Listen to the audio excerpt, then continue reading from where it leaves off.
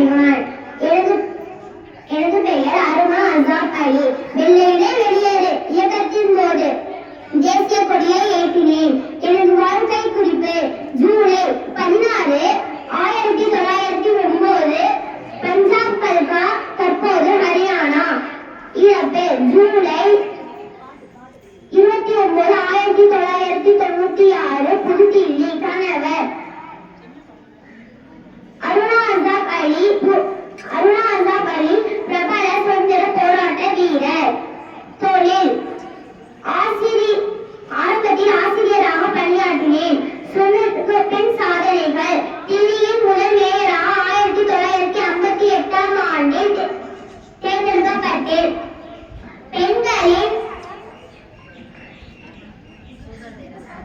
பெண்களின் உரிமைகளுக்காக இந்திய தேசிய மகளிர் கூட்டமைப்பு national federation of Indian women அமைப்பை தொடங்கினேன்.